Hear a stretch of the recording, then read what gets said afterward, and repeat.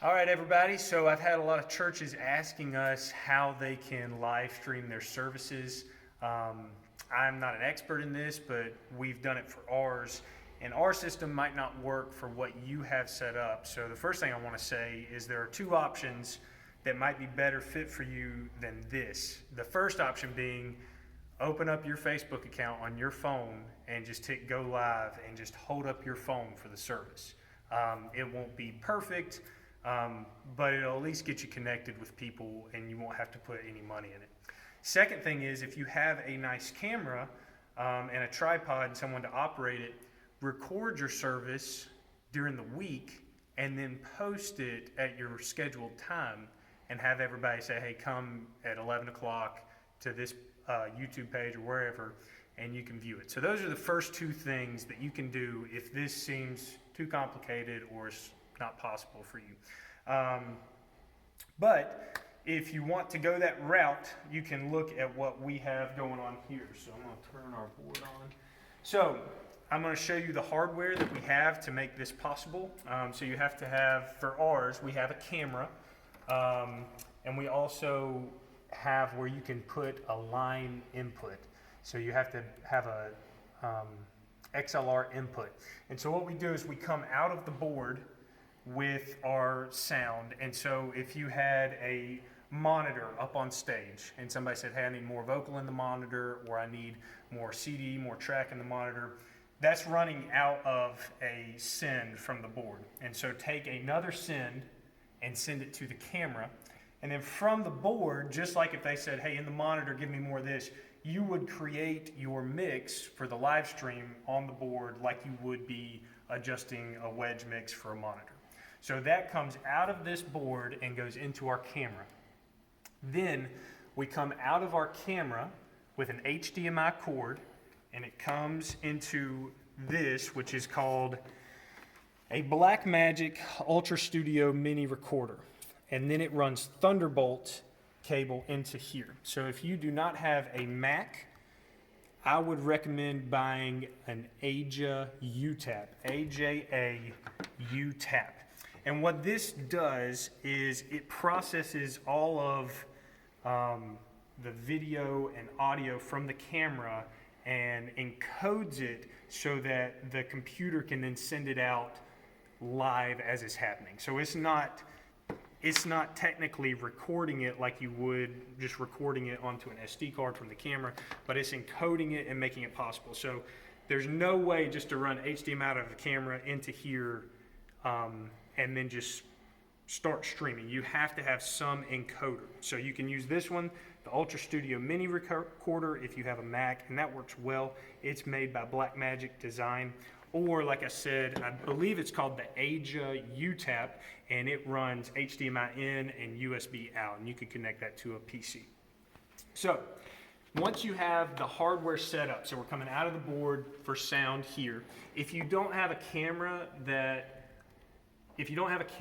where you can plug in an XLR, you would have to find some way to send your feed out directly to your computer, and then you would have to sync that up. I never crossed that bridge in my time here, so I'm not sure how to do that. But, so we come out of the board into here, we set our mix for that bus send, and then we run out, and it's bringing audio and video from the HDMI in one signal chain to here.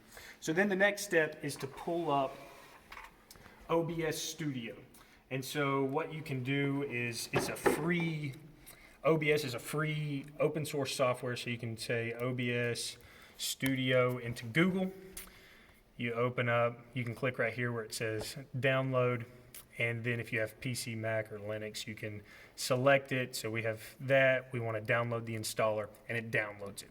The next thing that you'll have to do is you'll have to go to Blackmagic Design Driver, and I don't remember the exact place where this is at, but you'll go to Blackmagic Design's website for this guy, and you'll have to locate the driver.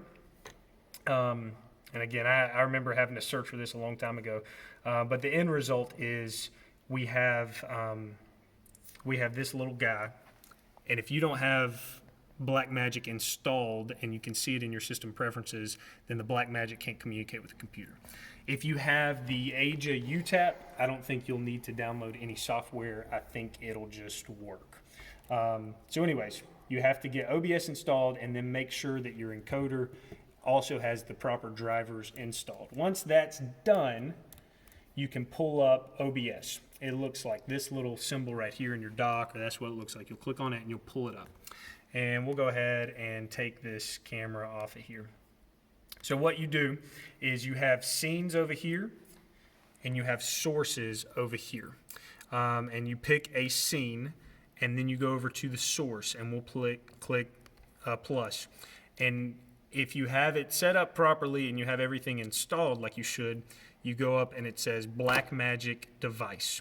And that's what we would select. If you had the Aja UTAP or some other thing, you would probably go to video capture device. So you would select the Blackmagic device and you can rename it to camera and hit OK. Then you would go to device and we would say our Ultra Studio mini recorder.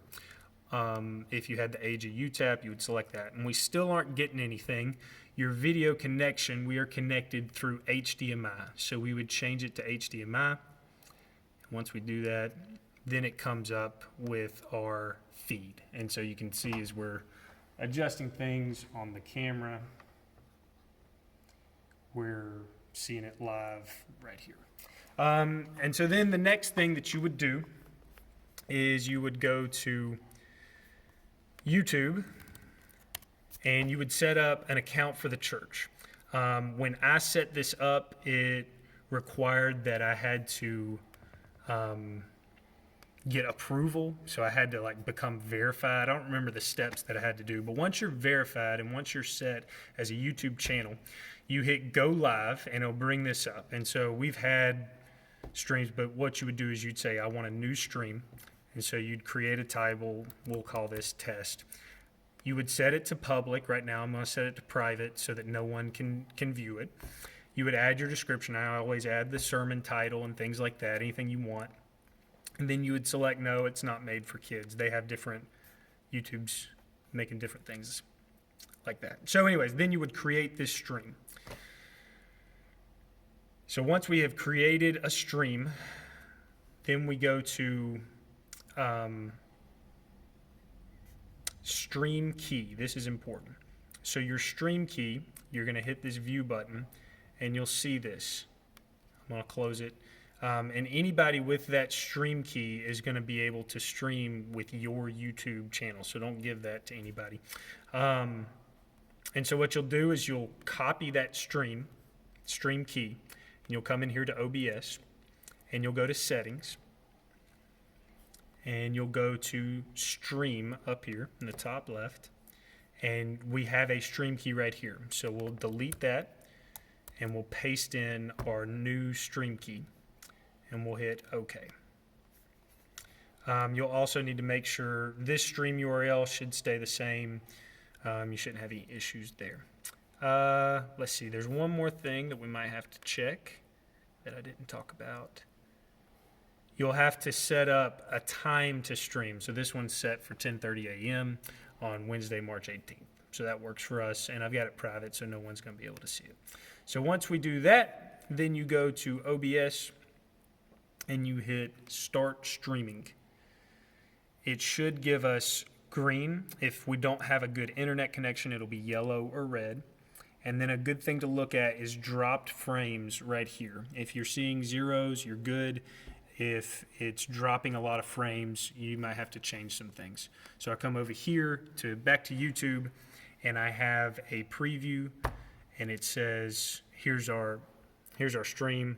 There's probably about a maybe about a 5-second delay. But anyways, once you see that is up, you see excellent condition, everything's good, you will then have to hit go live for your YouTube page, and then it will go live. And there you go, you're live.